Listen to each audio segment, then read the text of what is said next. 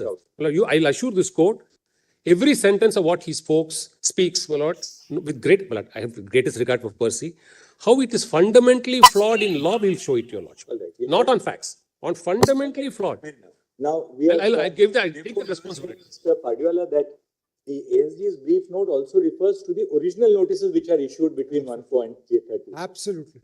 Those notices have gone by virtue of, Ashish. they are now substituted to read as notices under 148 AB. And my lords, just in this context, please see the Finance Bill 2024. Because as my learned friend yesterday pointed out, they've revamped the new 148 again. It's a bill. I'm just pointing out.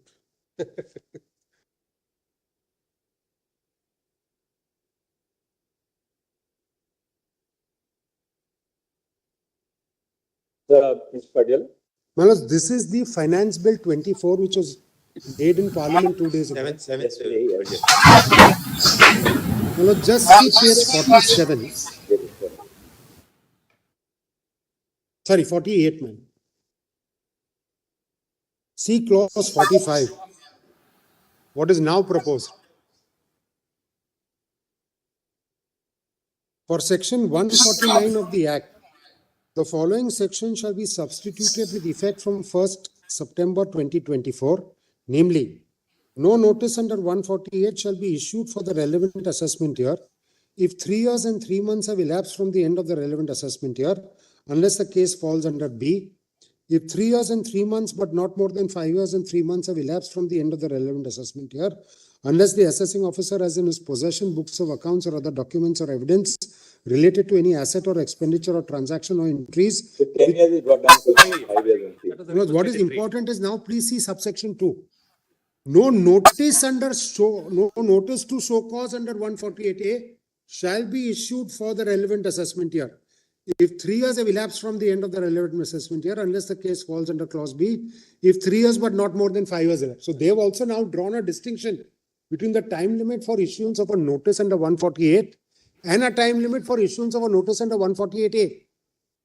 What my learned friend is reading into 149 is really the time limit for issuance of a notice under 148A as per his brief note. Right.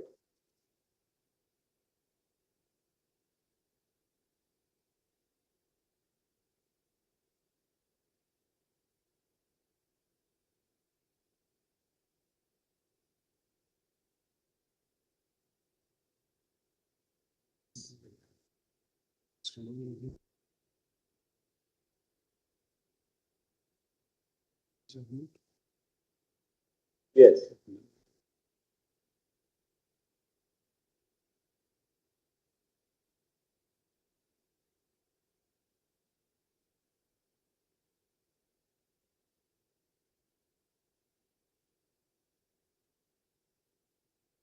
My lords, just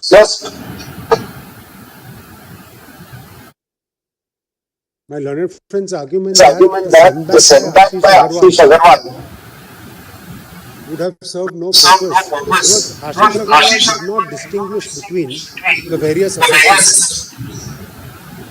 They had before them really, my lords, cases pertaining to 13, 14, 14, 15, 15, 16, 16, 17, 17, 18. 5 years. Because therefore they said we are sending it back. 2 years would go out on limitation, balance would be within limitation. So it is not as if the sendback by Ashish Agarwal was without any meaning. Instead of segregating it at that point of time, they said we are sending everything back, leaving all defenses open. They would have had to scrutinize each individual case on limitation.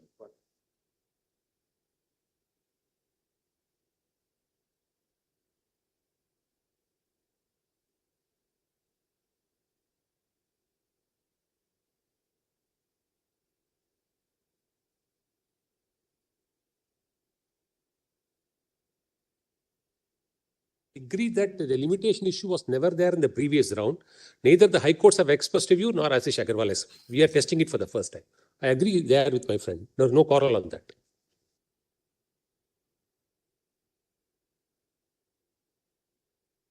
What's next? The sendback would save assessment year 16, 17, 17, 18. There would be no 149 1B available for those 2 years.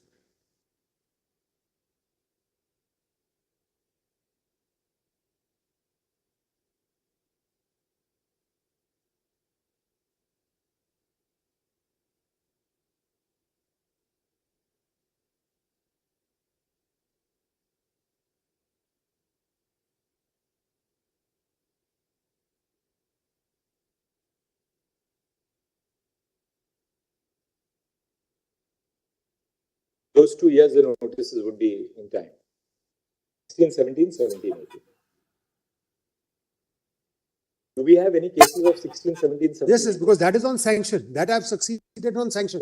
That is on sanction. That's a separate issue completely. Will you be able to find out which were the cases of these appeals which will have to be dismissed by us? I mean, does not pressed or whatever. If your lordship takes my briefing note too, I have put it. If lordship may see that, and that is where we stand. It can be part of the judgment, so that at least those assessees need not, those counsels defending need not, if they have seen my briefing note. Please come to my briefing note 2, my lord, which is at 431.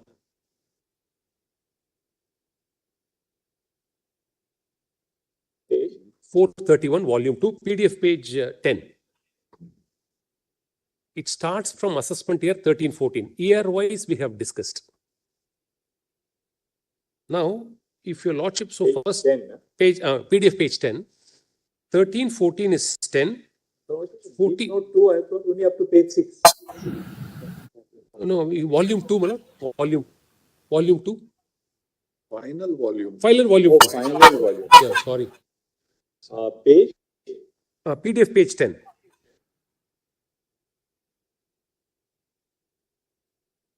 yes. It starts with 13-14, 14-15, 16-17, 17-18, and please come to my lord PDF page 13, para 7.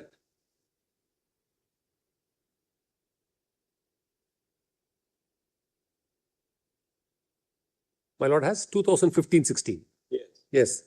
The 4-year period under the unamended regime expired on 31/3/2020. However, since TOLA read with the corresponding notifications covered all actions to be performed between 23/2020 to 34/2021 and extended the time limit for complaints of. Wanted to have details of the petition which now Well, may I say? I mean, The- that is something if they can give, I the will. petitions which you have now come here, Yes, my lord. which would really now not survive Yeah. by your submission itself. These years won't survive, but the numbers, my lord, will have to find out. Can you do that exercise so that, then those we can dispose of here itself. We'll say that these petitions, if it's not embarrassing, that we can then record your statement that these. Your lordship can record my statement in the part of the judgment and do it. I have no problem. But giving the numbers out of the 800, my lord, it's a struggle. We'll have to see all that's the. May I say, my lord, I'm just ensuring my friends, so that whoever is not having the briefing note, this can be part of the judgment once and for all, so that there is certainty. So this is what we have said. 15-16, my lord. If your lordship sees 1 minute, sir. PDF page 13. If notices were issued on or before 31/3/2021, they are governed purely by the unamended regime, and the amended regime will have no relevance. Sanction has to be obtained from the authorities specified under 152, since it is only 4-year period, though issued later by virtue of TOLA. If notices were issued on or after 1/4/2021, they will have to be dropped, as AY 2015-16 would not meet the threshold of 3 years prescribed under 149 1 year the amended regime. This is a conceded fact. Wherever we have not dropped, my lord, we'll drop it. Similarly, my lord, please come to my lord, PDF page 16. No, we just wanted the numbers in this exercise so that we can segregate those matters. I'll try to find out before I this don't weekend. think there I is can give. any matter of that sort here. Well, today what the High Court has held in favor is, if my lord will just see my learned friend's briefing note, please see page 434, PDF page 13. Yes. Now just see A. The 4-year period under the unamended regime expired on 31st March 2020. However, since TOLA read with the corresponding notifications covered all actions to be performed between 20th March 20 to 30th April 21 and extended the time limit for compliance of such actions prescribed under 3.1 of TOLA to 30th June 21. Limitation for the 4-year period survived when the amended regime came into force. It is this, my lords, which was challenged before the High Court, and the High Court has held in our favor. This we are not conceding. My lord, I have to be very clear. In all, We'll let Mr. Padiwala can complete now. Yes. I'll come to it, my lords, later when I Yeah, come yeah. to that second category. Conclude your submission. I may just add, your lordship, clarify the issue. Just on your turn, you can do. Yeah. Was therefore the language of 149(1)B is absolutely clear. TOLA, my lords, really cannot save the department. My lords, as I said, Finance Act 21 was issued. When the Finance Act was issued, legislature was aware of TOLA. The legislature did not refer to TOLA in the amended provisions. Once the new provisions came in, they were a different code. Because what was TOLA inserted for? That during the period of the COVID-19 pandemic in March 21, because of that, they gave a relaxation to the department to, okay, if you've not issued within the time, we are giving you some more time to issue it. That did not amend the section. And once the Finance Act was enacted, then the Finance Act will get precedence over TOLA. Because my learned friend's argument was that TOLA says notwithstanding contained in any other law. But it can only be a law which was in force when TOLA was introduced. Well, TOLA, the non-obstante provision of TOLA cannot have the effect of overriding a provision which was inserted by a subsequent act. That's a different matter, but their argument is that it was not necessary for the amended 149(1)B proviso to refer to TOLA at all. Because TOLA was it's a provision of general application. Their contention that's the only point you should consider.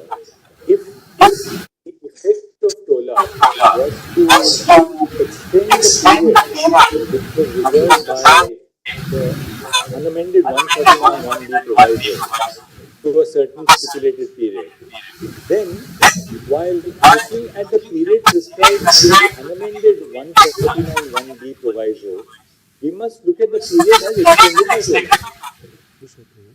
That's the submission which we have to deal with. Right, Manoj. But then that also, as I said, saves only up to 30th of June 21. None of the interim notices are issued within that period. That is a separate point. They all issued after the 30th of June 21. Now, my learned friend in his opening has not referred to, and as in his brief note also has not referred to the 5th and 6th proviso, but it's my duty to point out those. But please see the 5th and 6th proviso to 149.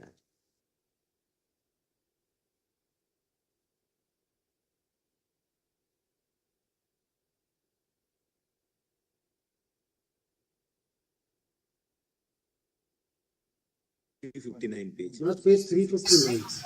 360. Third proviso. Proceed. What's the third proviso?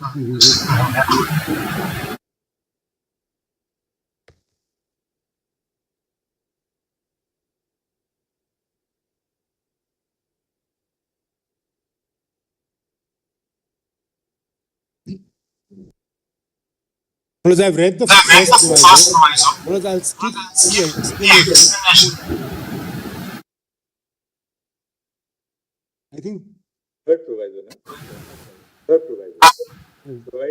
Provided also that for the purpose of computing the period of limitation as per the section, the time or extended time allowed to the assessee as per the show cause notice issued under clause B of section 148A, or the period during which the proceedings under 148A is stayed by an order or injunction of any court shall be excluded.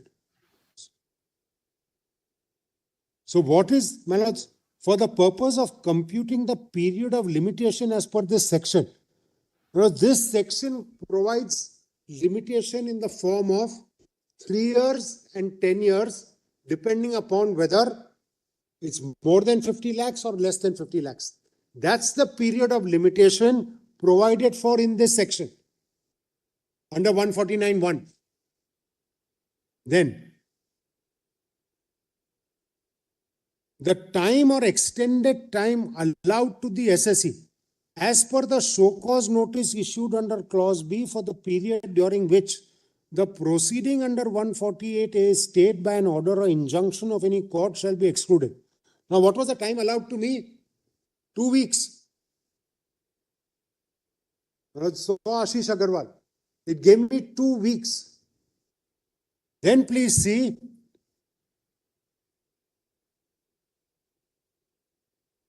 provided also that where immediately after exclusion of the period referred to in the immediately preceding proviso, the period of limitation available to the assessing officer for passing an order under clause D of 148A is less than 7 days. Such remaining period shall be extended to 7 days, and the period of limitation under the subsection shall be deemed to be extended accordingly.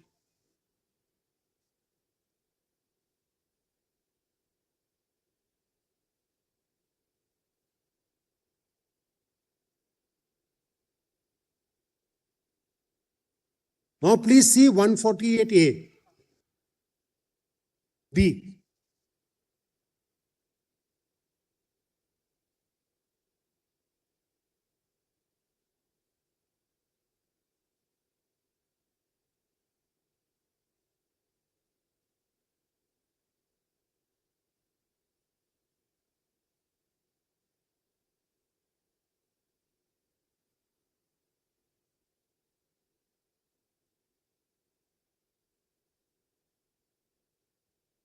Now just see 148AB now, which is at page 359.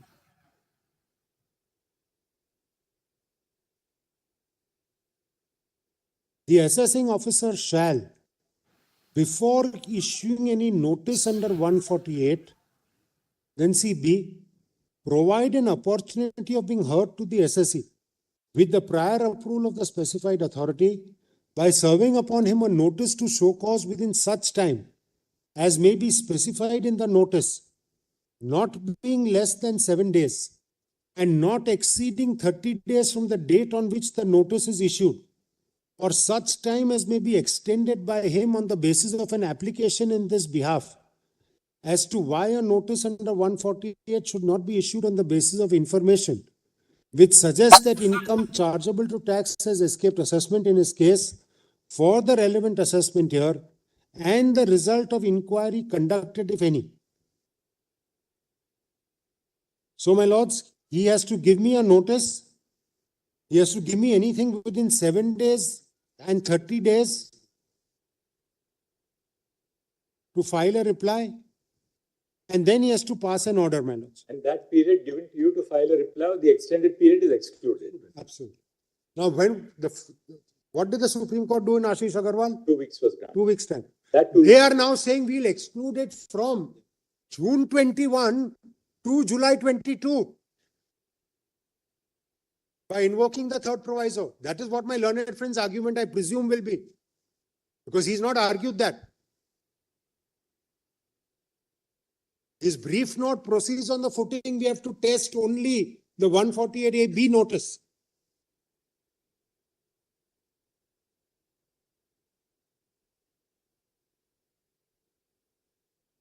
Yes. And my lords, even this, the third proviso, if my lord will just go back to the third proviso, it says, for the purpose of computing the period of limitation as per the section. Now, where is the limitation as per the section in clause A, 149(1)A and 149(1)B?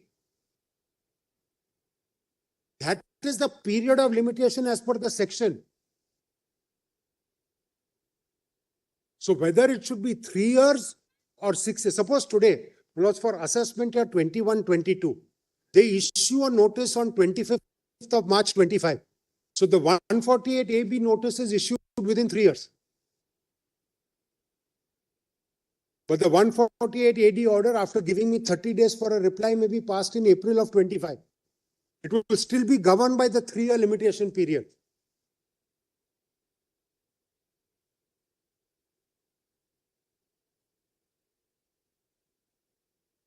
but not a first proviso case. That cannot get the benefit of the third proviso. And that is what the High Court at Bombay has held, my lords, in two judgments.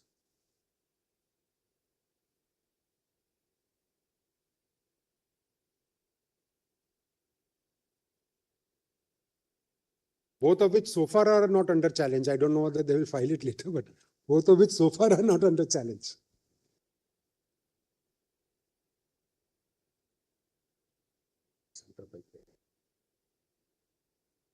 It's under process. After provocation by proceed. No. Opinion has already been given from the office.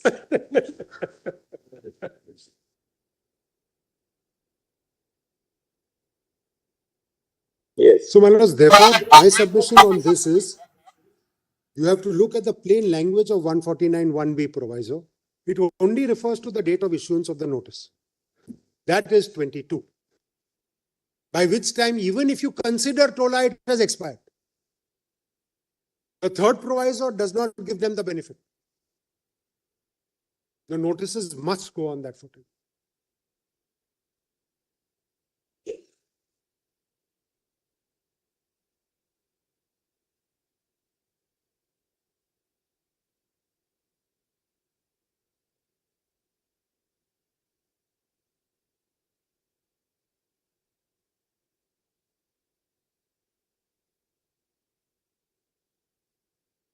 Yes. Lords, they have evolved a theory of relating back by relying on TOLA. One of the theory of relating back, as originally propounded in the first round of litigation, was, I am issuing a notice on 15th of June 2021.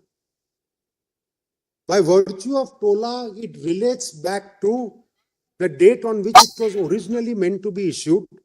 That is 31st of March 21 or 31st of March 20, as the case may be.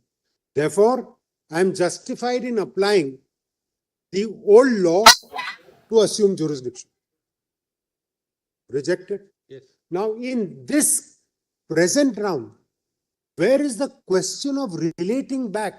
The notice under 148 has been issued in July 22. How do you rely on TOLA to relate it back?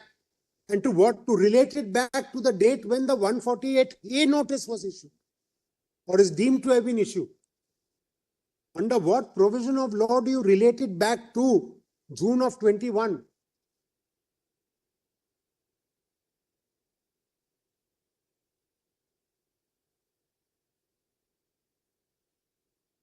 And my learned friend's argument was there are so many thousands of cases. Well, that should not be a relevant circumstance. Because they made a mistake once. So this court said it was a bona fide mistake. Now, if you make a mistake, how often will you keep on making mistakes? Because they could have amended. The point is, the legislature, when it amended Finance Act 21, could have only said that this will apply from 1st July 21. The amended provisions. They didn't say that. They were aware of the problem. The legislature was clear that from 1st April 21, we have a fresh slate. You comply with the provisions as amended.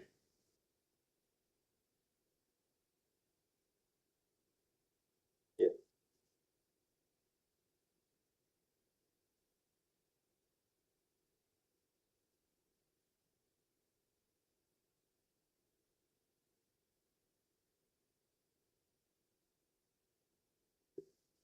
Just two other things, my lords. Was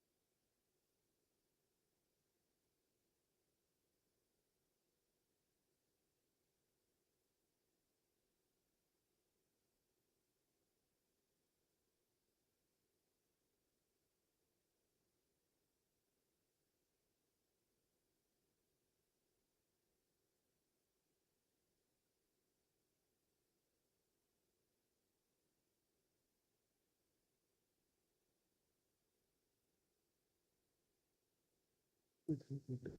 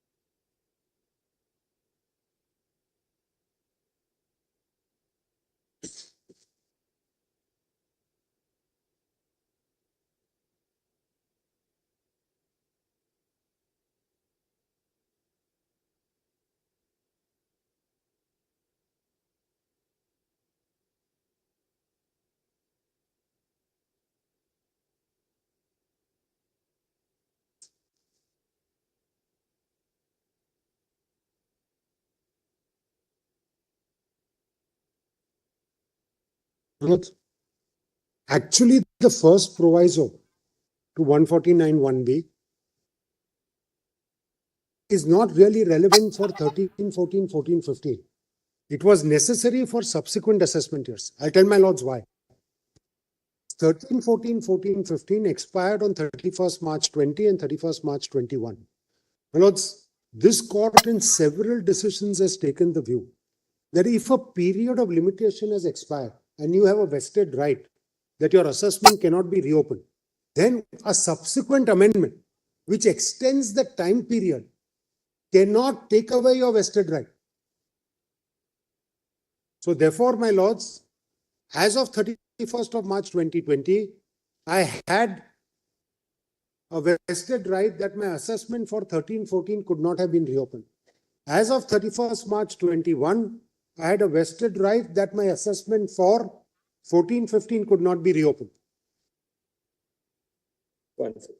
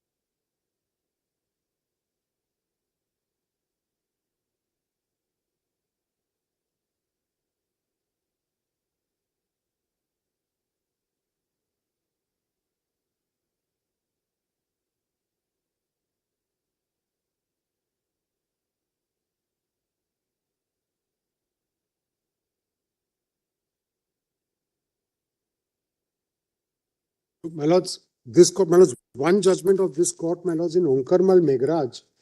I'm sorry, it's not been filed, my lords, 93 ITR page 233. If I can be permitted to hand over a physical Yeah. copy, my lords.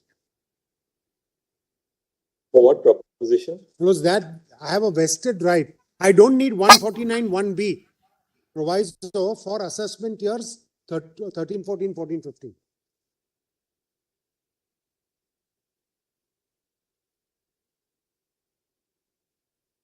Because 6 years have elapsed. That's right. A subsequent amendment does not take away that right. For 149 1B proviso would apply to say 16, 17, a notice which is issued after 1st April 23. So on 25th April 23, a notice is issued. You test it on that date. Would it have been issued beyond 6 years?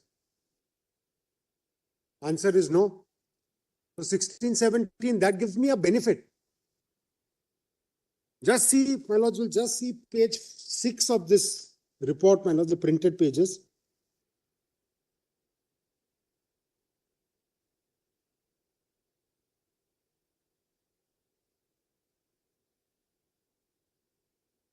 The second last paragraph. Second last. That raises the question whether the proviso could be applied without reference to any period of limitation. It is well settled principle that no action can be commenced, where the period within which it can be commenced has expired. It is unnecessary to cite authorities in support of this position. Does the fact that the second proviso say that there is no period of limitation make a difference? The first thing to be noted is that the provision was given retrospective effect only from 1st April 52. Through the Income Tax Amendment Act came into effect from 24th May 53. Where it is intended that retrospective effect should be without any limit, it is usual and proper to provide that the amendment would have effect and would be deemed always to have effect as if it had been part of the act from the inception. That was not done shows that the intention was only to give limited retrospective effect. That is to say, there would be no bar of limitation if it had not expired before 1st April 52. We'll now refer to some of the decisions which were relied upon. In Prashar versus Vasansa Darkadas, the effect of the amendment made to section 34 were considered by the Bombay High Court. A bench of that High Court consisting of Chagla CJ and Tendulkar J held that where the period mentioned in the substantive part of 34 had expired before the amendment in 53, that is before 1st April 52, no action can be taken under that section. The court also took the view that the second proviso to section 34(3) offended Article 14 insofar as it affected third parties. That question has now been set at rest by a decision of this court in ITO versus Muralidhar Bhagwandas, as already noticed. In this court, out of the 5 judges who heard the appeal in Prashar versus Vasansa and Darkadas, 2 of the judges held that 31 of the Income Tax Amendment Act 53 did not operate as regards assessment years for which the assessment or reassessment was barred before 1st April 52 in accordance with 34, but it was amended in 48. Hidayatullah and Raghubir Dayal took the contrary view. Sarkar expressed no opinion on the point. In Jani versus Bhatt, this court held that the income tax officer cannot issue a notice under 148 in order to reopen an assessment of an assessee in a case where the right to reopen the assessment was barred under the 22 Act at the date when the new Act came into force. It was held that 297 2D2 of the 61 Act was applicable only to cases where the right of the income tax officer to reopen an assessment was not barred under the repealed Act. This decision is broadly in line with the opinion of Das and Kapoor in Prashar's case. The decision of this court relied upon by the appellant in T.S. Devinathan Nadar which was a case under 33(5), which was introduced into the Income Tax Act by the 53 Amendment, at the same time as the amendment to 34, does not really affect this position. The position can therefore be said to have been satisfactorily established that the effect of the amendment of 34 in 53 is not to enable the income tax officer to take action under that section where the period mentioned therein had expired before 1st April 52. So the principle that has been laid down now is that if the period had expired, you cannot revive it. So for 13, 14, 14, 15, even DHOR's 149 1B proviso, they had no jurisdiction to issue the notice.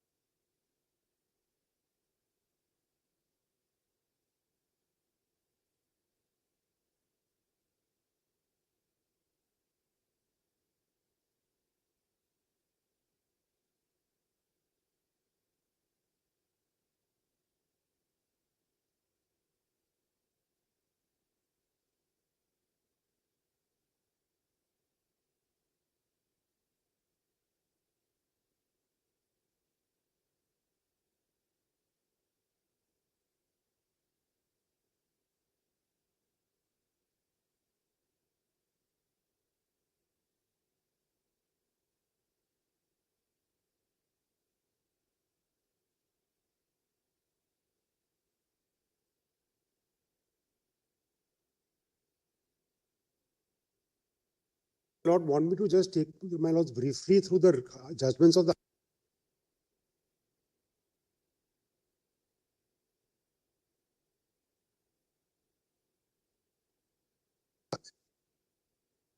which one? My lords, we'll just see the judgment of the High Court at Bombay in the SSE's compilation, page 626.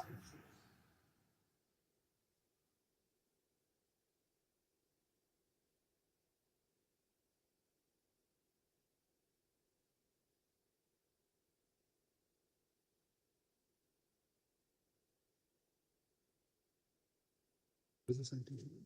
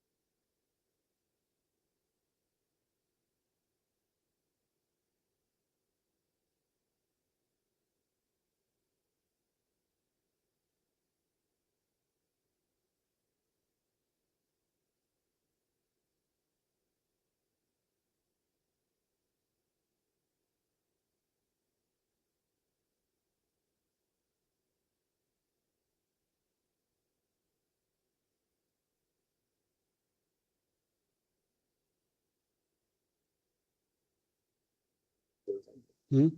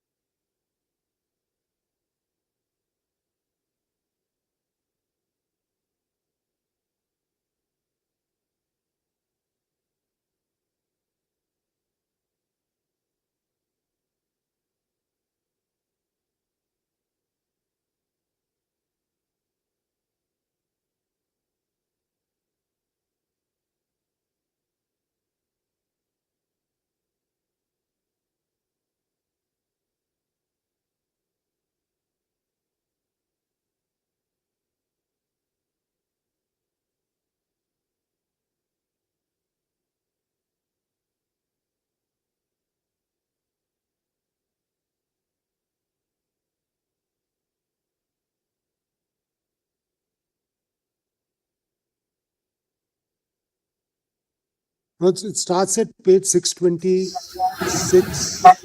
It will go straight to page, The same compilation. my assessee's compilation. ma'am. Right.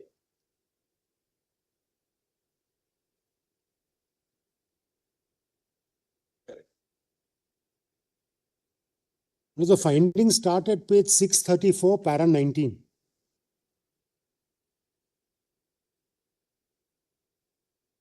Yes, sir.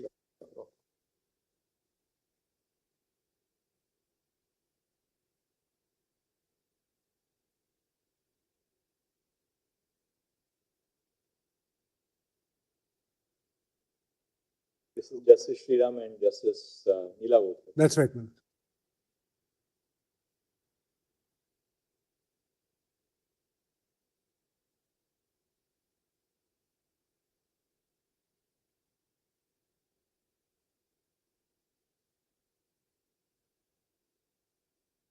Yes.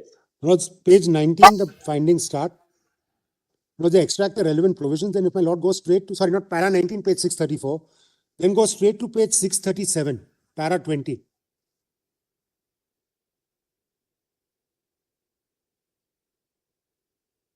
The validity of a notice issued under 148 must be judged on the basis of the law existing on the date on which such notice is issued. A division bench of this court in Siemens followed what was held in Tata Communications to hold that the validity of a notice issued under 148 must be judged based on the law existing on the date on which such notice is issued. Then, my lords, they extract. Then, para 21, the apex court in Ashish Agarwal did not disturb the findings of this court in Tata Communications. Then what Ashish Agarwal did, my lords. Then, para 23. In the present case, as for assessment year 13-14, the 6-year period expired on 31st March 21. 22 also. Right, ma'am. 22. As per the unamended 149(1)(b), the outer time limit to issue a notice under 148 was 6 years from the end of the relevant assessment year. And thus, for assessment year 13-14, the time limit expired on 31st March 2020. Under the amended provision, a notice under 148 can be issued within a period of 3 years or 10 years, the latter available only after fulfilling certain stipulated additional conditions, including the limitation provided for by the first proviso to section 149(1) of the Act. The first proviso to 149(1) stipulates that no notice under 148 can be issued at any time in a case for any assessment year if a notice under 148 could not have been issued at that time on account of being beyond the time limit specified under the unamended Act, section 149(1)(b), that is as it stood prior to the Finance Act 2021. Applicability of 149 to be seen qua the notice under 148 and not with respect to the notice issued under 148(a)(b) or the order passed under 148(a)(d) of the Act. In the present case, as for assessment year 13-14, the 6-year period expired on 31st March 21, extended under section 3(1) of TOLA. Therefore, the impugned notice dated 28th July 22, which is under challenge in the petition, is barred by limitation. The Calcutta High Court in Ved Prakash held, by this writ petition, the petitioner has challenged the impugned order under 148(a)(d) of the Act dated 29 July relating to assessment year 14-15 on the ground that the same being without jurisdiction and being barred by limitation since the initiation of reopening of the assessment has been made admittedly after 6 years from the end of the expiry of the period of the relevant assessment year. Mr. Roy Chaudhary, learned counsel appearing for the respondent, is not in a position to contradict the aforesaid factual and legal position. Accordingly, this writ petition is disposed of by quashing the aforesaid impugned order. Prior thereto, the Rajasthan High Court in Sudesh Taneja, which was followed by this court in Tata Communications, held as under. Then they extract from. Then please see, my lords, at page 639. In Sudesh Taneja, the court held that for any action of issuance of a notice under 148 after 1st April 21, the newly introduced provisions under the Finance Act notice under 148 would not change this position that obtains in law. The court held that a notice which had become time barred prior to 1st April 21 as the then prevailing position would not be revived by virtue of application of 149(1)(b) with effect from 1st April 21. We respectfully agree with this view. As noted in Ashish Agarwal, the Supreme Court honorably categorically confirmed the view taken by the various high courts, including the Honorable Rajasthan High Court. Therefore, the impugned notices pertaining to 1314 pursuant to Ashish Agarwal are barred by limitation. We would also note that the provisions of TOLA have no application relating to assessment year 1314. Section 3.1 of TOLA reads as under. Then let's extract that. Then para 25. The limitation for 1314 expired on 31st March 21, which by virtue of 3.1 of TOLA got extended to 31st March 21. This was followed by dated 31st March 21 being notification number so-and-so, which read as under. Then they extract the first notification and then they say, this notification therefore says that where the specified act is the Income Tax Act and the completion of any action referred to in clause A of subsection 1 of section 3 of TOLA relates to issuance of a notice under 148 as per the time limit specified in 149. 21 is the end date of the period during which the time limit specified in or prescribed or notified under the Income Tax Act falls for completion of such action, then 30th day of April 21 shall be the extended date for the completion of such action. Therefore, this would apply only for assessment year 1415 because it says completion of action which relates to issuance of a notice under 148, where the time limit specified under 149 is 31st March 21 shall be extended to 30th April 21. It does not say as per the time limit specified in 149 as extended by TOLA. For 1415, the 6-year period will end on 31st March 21, whereas the time limit prescribed under 149 for 1314 is 31st March 20. This is reiterated by the explanation of the notification, which says for the removal of doubts, it is hereby clarified. Therefore, the purpose of issuance of a notice under 148 as per the time limit specified in 149, under this subclause, the provisions of 149 as they stood on 31st March 21 before the commencement of the Finance Act shall apply. The date of the notification is also relevant and is 31st March 21. Another notification dated 27th April 21 came to be issued where a specific reference is made to notification of 31st March 21. And it also says, the central government hereby specifies for the purpose of subsection 1 of section 3 of TOLA. It is stated that where the specified act is the Income Tax Act, the completion of any action referred to in clause A of subsection 1 of section 3 of TOLA relates to issuance of a notice under 148 as per the time specified in 149, and the time limit for action expires on 30th April 21 due to its extension by the aforesaid notification. Such time limit shall further stand extended to 30th June 21. The notification reads as under, and then para 27. Therefore, under the Income Tax Act, where the completion of any action relates to issuance of a notice under 148, as per the time limit specified in 149 was 31st March 21, it shall stand extended to 30th April 21. The time limit under 149 expired on 31st March 21 only for 1415 and not for 1314, which expired on 31st March 20 and has got extended by virtue of clause A of subsection 1 of section 3 of TOLA. The notification does not say issuance of a notice under 148 as per the time limit specified in 149 as extended under subsection 1 of section 3 of TOLA. Therefore, the provisions of TOLA cannot apply. Also, the notifications thereunder do not apply in the case in hand for 1314. It is required to be noted that the Apex Court, while enabling the revenue to restart the assessment proceedings in Ashish Agarwal, categorically held that the old section 148 notices were to be treated as show cause notices in terms of 148AB and not a notice under 148 of the Act, and therefore the mandatory procedure stipulated in 148A was to be followed. Thereafter, the officers were authorized to issue the notice under the amended section 148 of the Act. The first proviso to 149 puts a fetter on issuance of a notice under 148 and not 148AB of the Act beyond the stipulated period. The impugned notice under 148 is issued on 20th July 22. Hence, TOLA has no application. Thank you, Mr. Reeves. We have seen this one. Any other judgment that we have to see? There are also, I think, the Gujarat High Court, my lords, and the Rajiv Bansal, which is really the first matter on board, because that judgment is at page 567. That's for which court? Allahabad, my lords.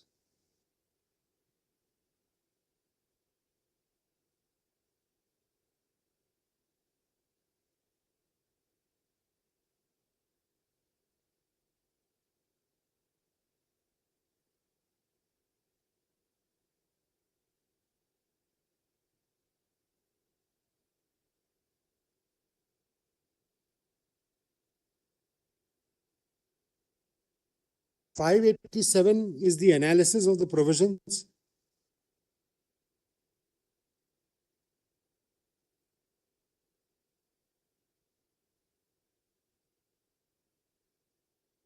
Before analyzing the arguments of counsel for the parties in the light of the decisions of the division bench of this court and the apex court in the previous round of litigation, inter se parties, we may note at this juncture that we find inherent fallacy in the arguments of learned counsel for the revenue insofar as the interpretation, implementation of the first proviso to 149(1) inserted by the Finance Act 21, which prohibits initiation of reassessment proceedings in cases which have become time barred under the unamended clause B, my lords. Then my lord may go straight to page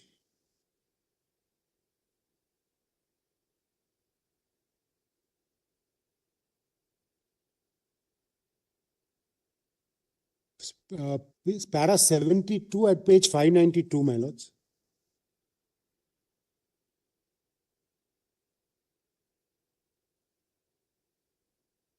In view of the above discussion, the question raised before us as to what would be the effect and scope of the Enabling Act on the notices issued under 148 after completion of inquiry and passing of orders in terms of section 148 AD.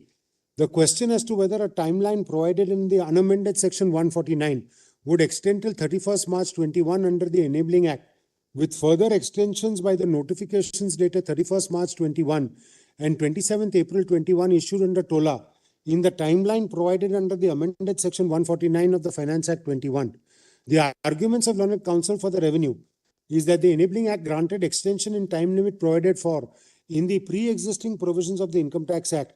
The period of 4 years and 6 years provided in clause A and B of the unamended 149 stood extended up to 31st March 21 by the extensions granted under TOLA 2020, as the reassessment notices could have been issued within the extended period of time till 31st March 21. The amendment by the Finance Act 21, though have substituted the substantive and procedural amendment in the Income Tax Act, and old provisions have been recasted and made applicable. You've got the page references. My lords, then just also see Gujarat, my lords. What page is Gujarat? Yes, my lord, just. My lords, at page 510.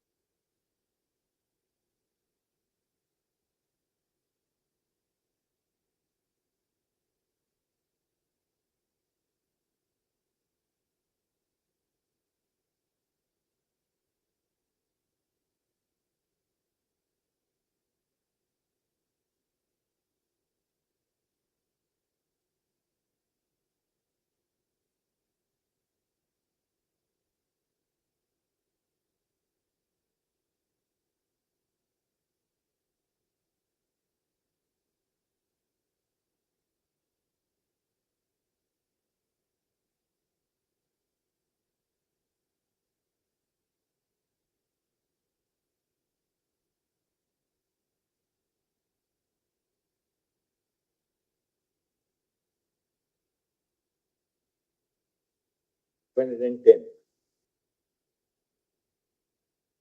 510, my lords. It was from para 18, if my lord can see. So, or let me read from para 17.2 at page 536. 516. 536, my lords, para 17.2.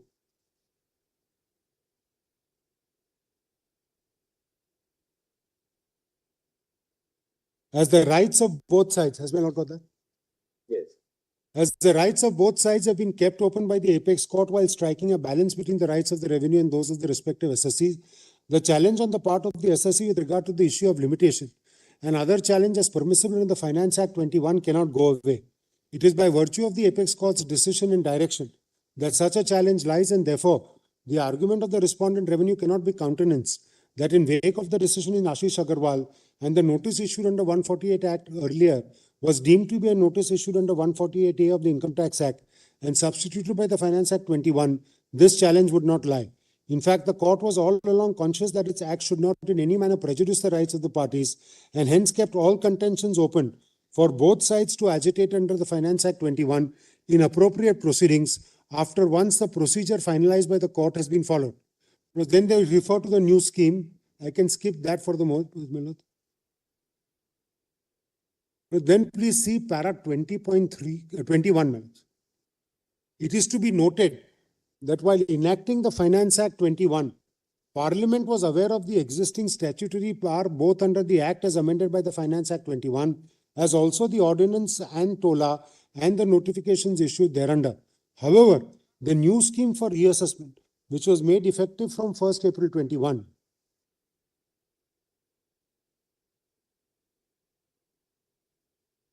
Yes. I'm sorry, the new scheme for reassessment, which was made effective from 1/4/21, does not have any savings clause. This brings an end to the possibility of any fresh proceedings being initiated under the unamended reassessment proceedings.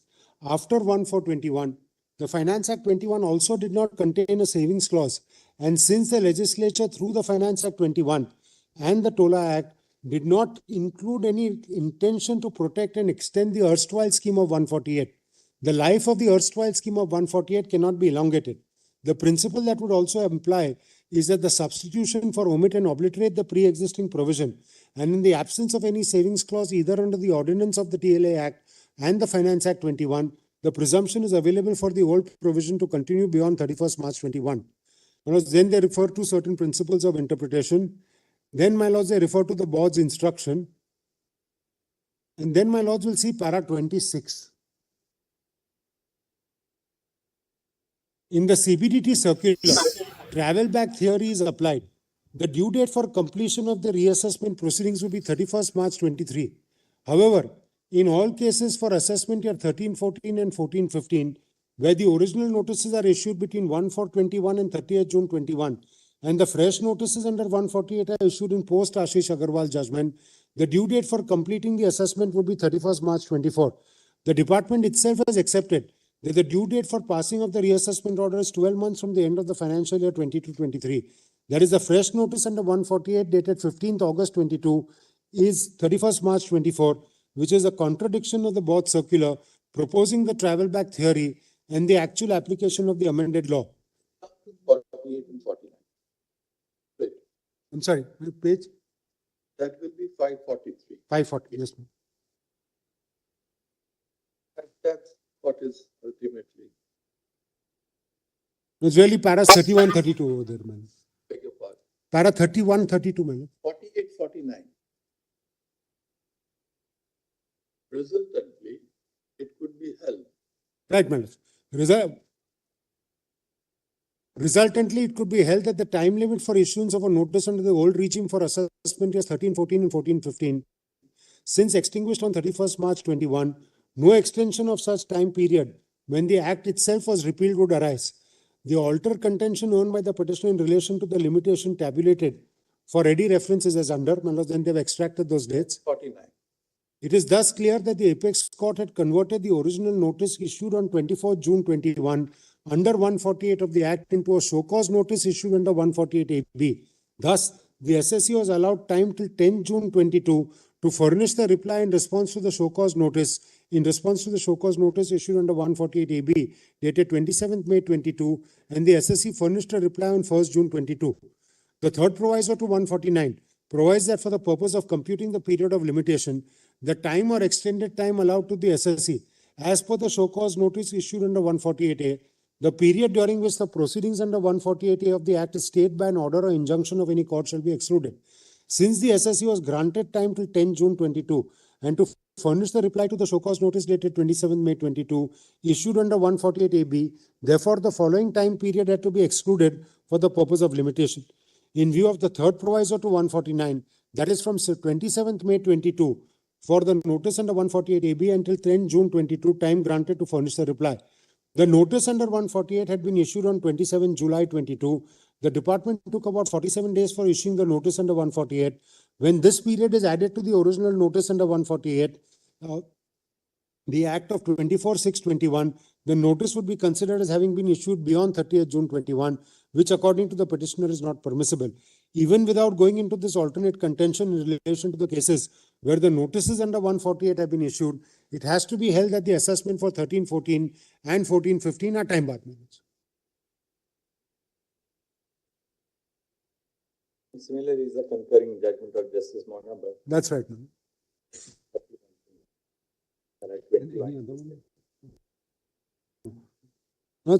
Then I must deal with the Delhi which is against me, my lords. Please see touchstone.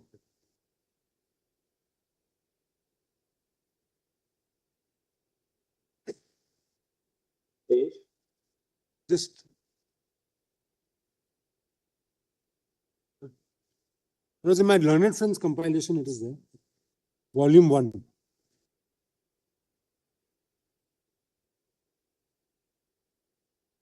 What page number? 344. Page 344, my lord. First compilation. Volume 1. Yes, ma'am.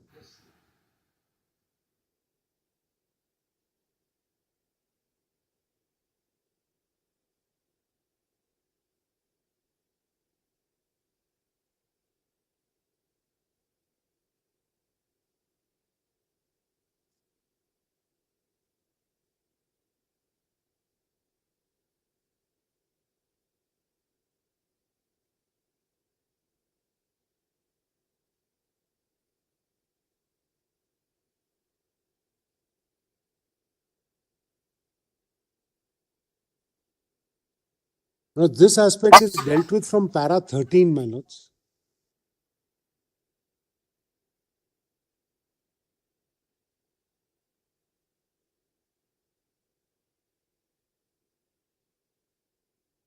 If I can just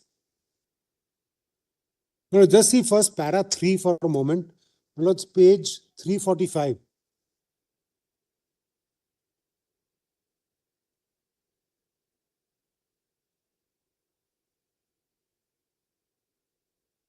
He also submits that as per the first proviso to 149 as amended by the Finance Act 21, no notice for reassessment can be issued for assessment year 13-14 as the time limit for initiating proceedings expires on 30th March 21 as per the provisions of 149 as it stood prior to the Amendment Act of 2021. He therefore contends that the present proceedings initiated by the respondents in pursuance of the initial notice dated 29 June 21 and the judgment of the Supreme Court in Ashish Agarwal is barred. So the challenge was that the proceedings have been initiated pursuant to a notice dated 29 June 21. And in the light of that, if my lord will see the court's finding from para 13 onwards.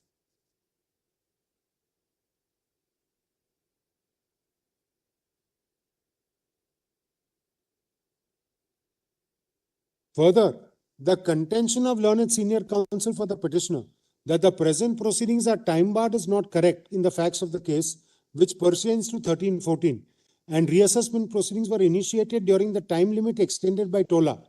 The provisions of 149 as it read prior to the amendment of Finance Act 21 reads as under. The time limit for issuing notice under the unamended 149, which was falling from 20th March 21 till 31st March 21, was extended by Section 3 of TOLA read with the notifications until 30th June. The initial notice in the present proceedings was issued on 29 June 21. That is the extended time limit.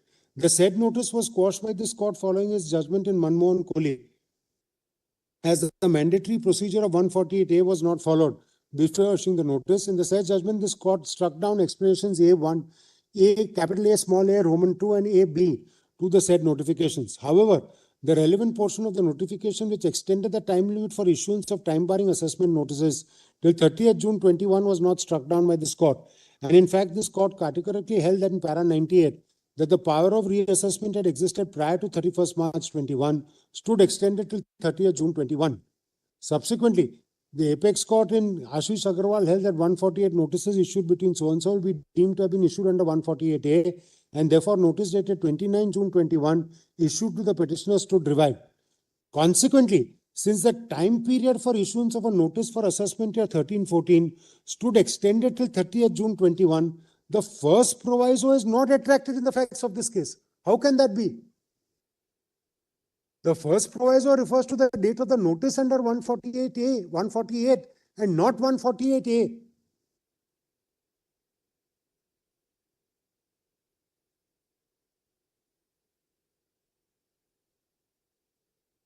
And then see the last 4 lines of para 15. As noted above, the time limit for initiating assessment proceedings for 13-14 stood extended till 30th June 21. The petitioner does not dispute the said facts. Consequently, the reassessment notice dated 29 June 21, which has been issued within the extended period of limitation.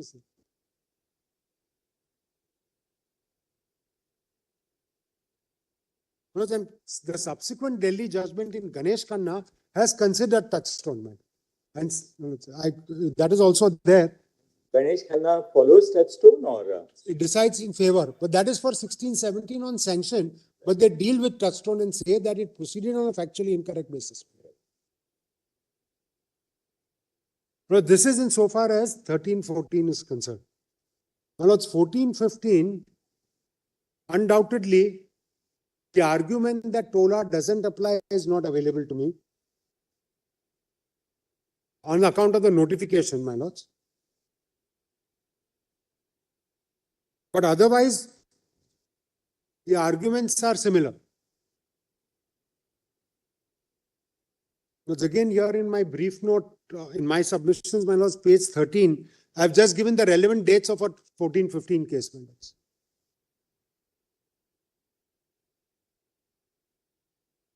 So the argument that TOLA does not apply is not available in. No. The argument that TOLA does not apply otherwise is available. Only the argument basis which was peculiar to 13-14, that the extension was not there, it ended on 31st March 20, is not available to me. Yes.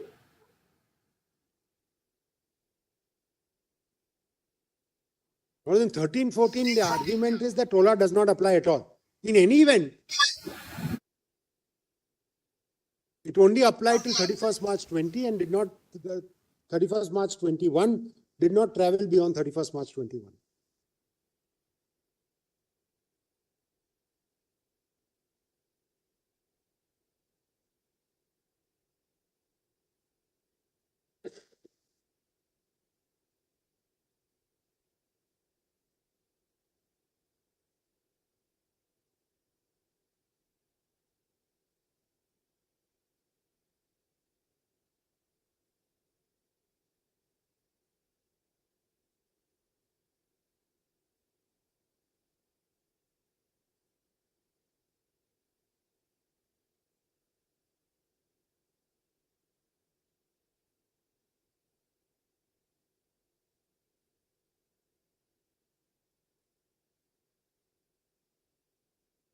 Thirteen, 14, that's the distinction that TOLA did not apply, and in any event, the period ended on 31st of March 2020.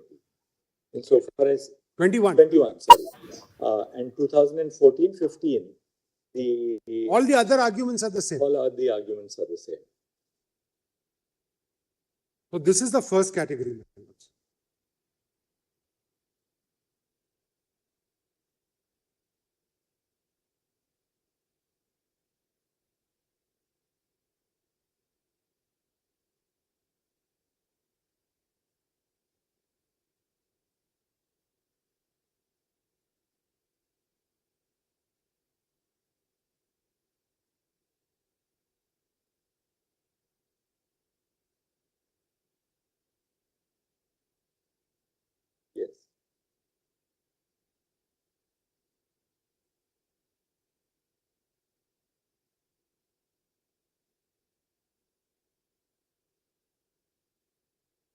information is available.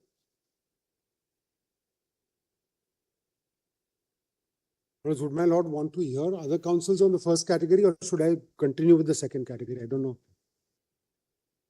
I think because now the other categories, how long will you take? I'll try and be as quick as possible, man. Lord, just see 15, 16. Will you cover everything? Lord, 15, 16, my lords. The second category covers cases where the notice is issued on 31st of March 21 or before that date. Lords, in one of the cases which is there before my lords, if my lord will just see my submissions,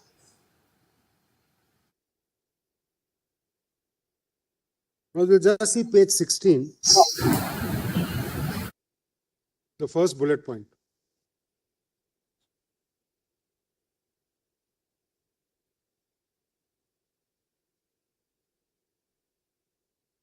For assessment year 15-16, 4 years expired on 31st March 2020.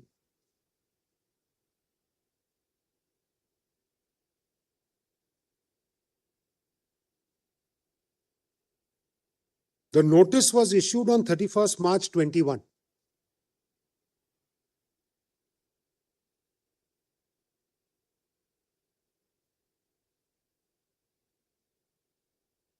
Sanction to this notice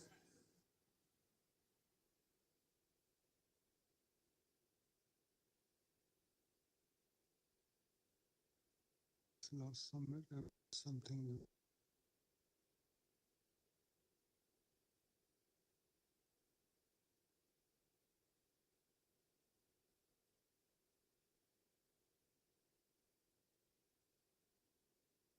For the other, about half an hour.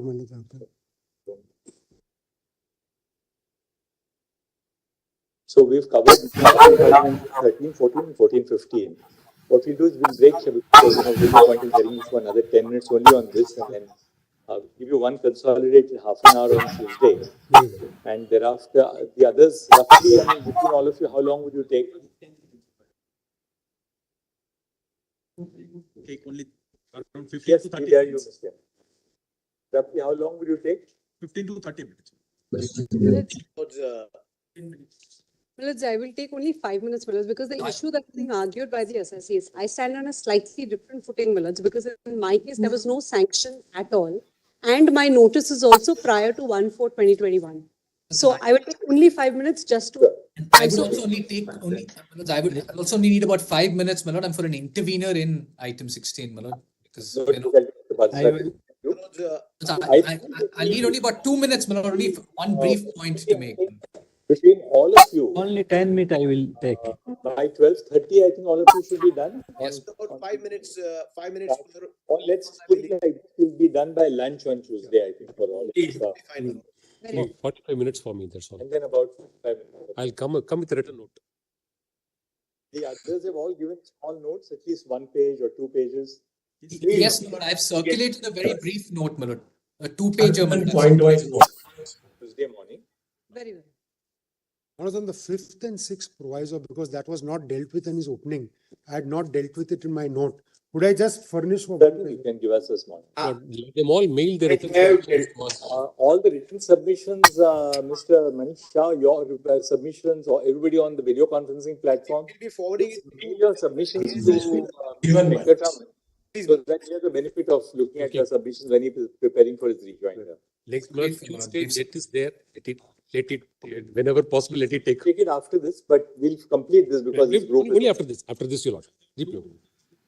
It's done the last week and it were to continue, but they're not shown on this. In this batch?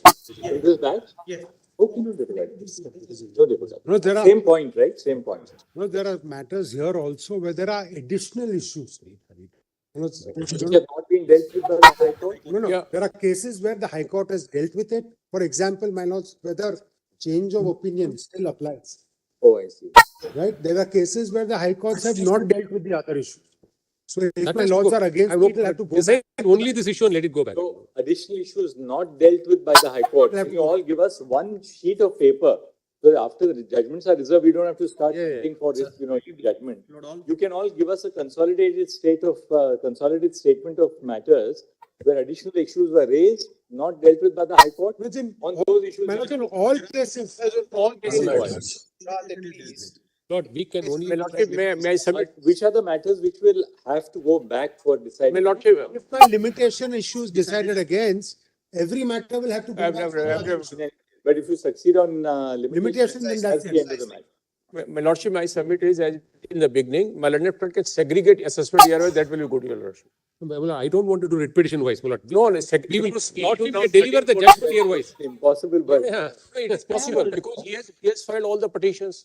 Because he has all the copies of those petitions. Lord, If you can put somebody there on the job in Excel sheets and 13, 14, 14, that will be easier. actually it'd be easier. Which are the ones for 13, 14? Which are the ones for 14, 15? Which are the ones We'll for? try, my lord. I can only take the So ministry.